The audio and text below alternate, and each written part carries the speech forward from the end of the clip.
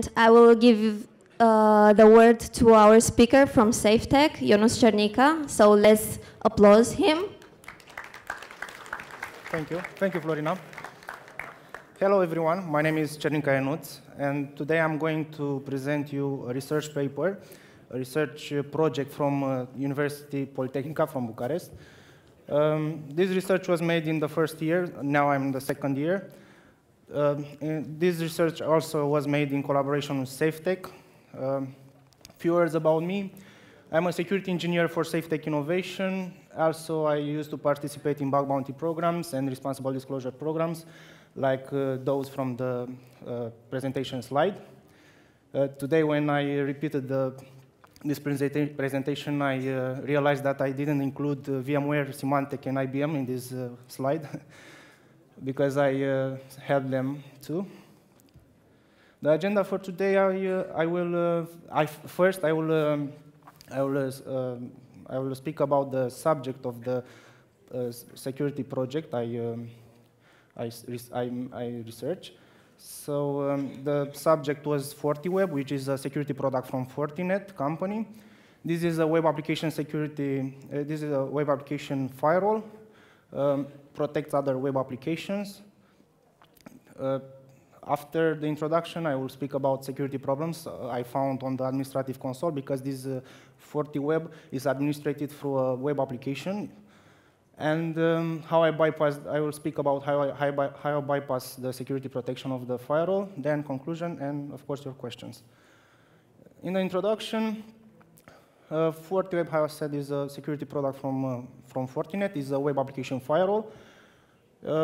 First, the request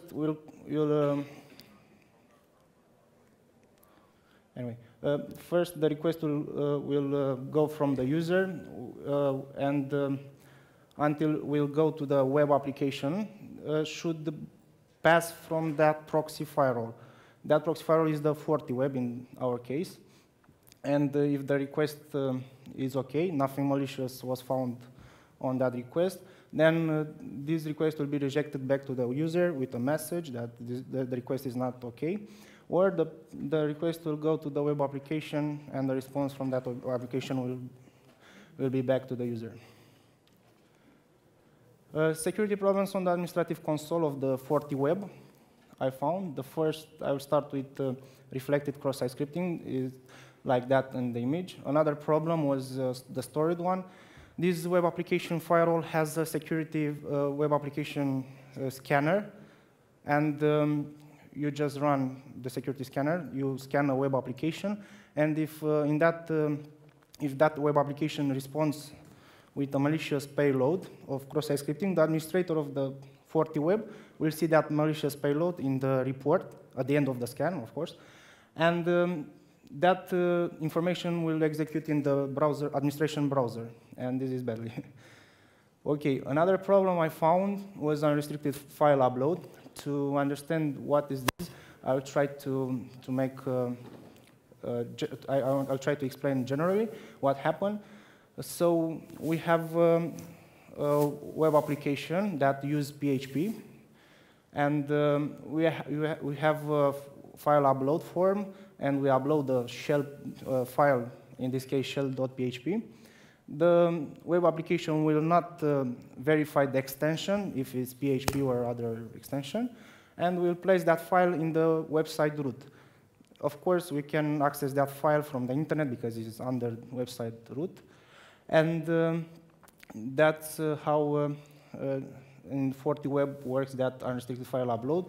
So there is not any PHP interpreter, but you can upload the binary files, and you can choose the directory where you want to place this your uploaded file. I had to bypass some restriction, but I cannot show you right now. Of course, all these problems, security problems, are solved from 3 September this year.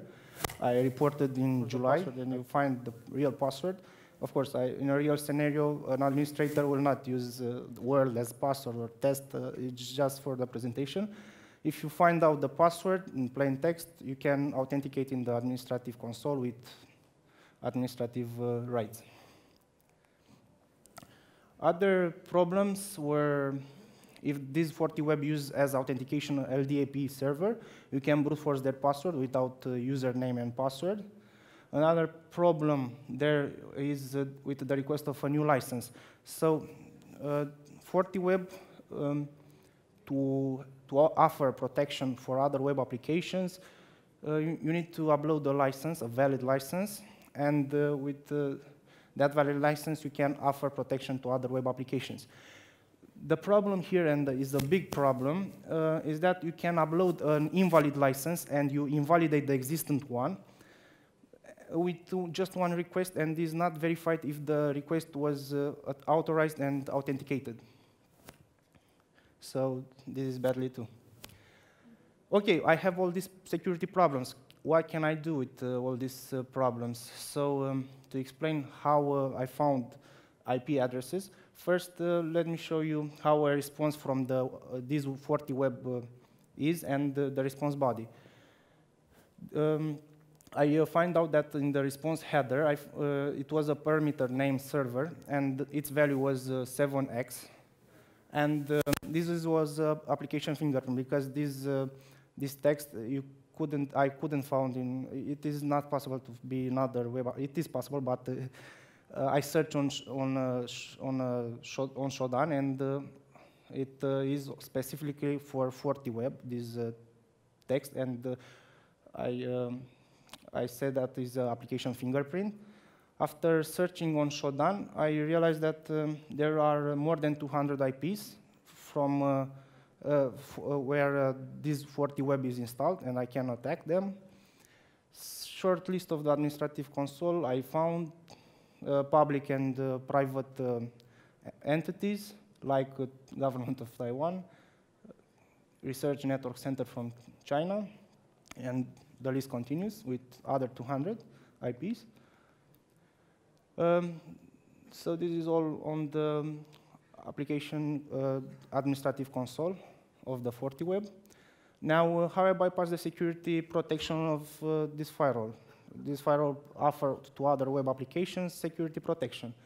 So I found ways to bypass this security protection, and my request hit directed into the web application, and without being blocked by the firewall. So I found ways to bypass the SQL injection protection. First and second payload are available for any database, and the other three are available only for MySQL. First and second, I think, is an old school, and I didn't expect to find such a problem in the security protection. But the other three, I found that you can use if clause, and inside of the if clause, you can run the benchmark function, and this creates a delay on the server, and that's how you can know if an information is true or not on the database. So you can extract information from the database. Conclusions. So I found how to find IP addresses where this web application firewall is installed. You can retrieve the configuration file to read the users and their hashed password. Then you can perform a brute force attack on the hash password, and if this brute force succeeds, then you just can authenticate in the web application console.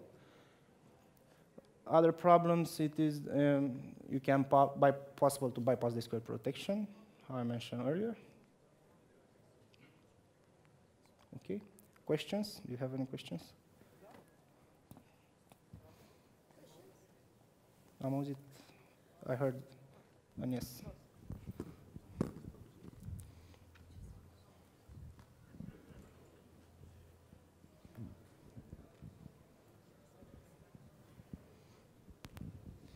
So how responsive was the company to you when you first brought these findings to them?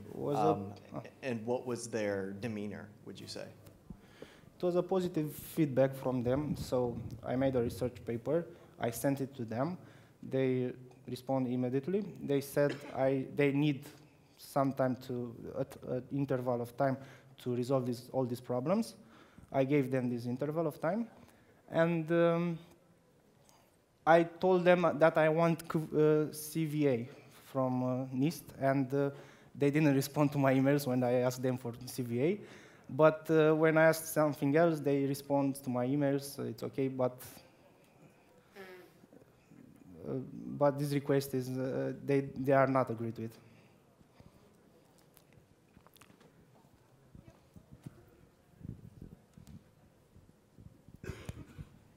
What do you do if the administration console is in a private network? You cannot access it, of course. So this is the public interface console. The administrator should hide from the internet, so it's not a problem from Fortinet, I should mention that.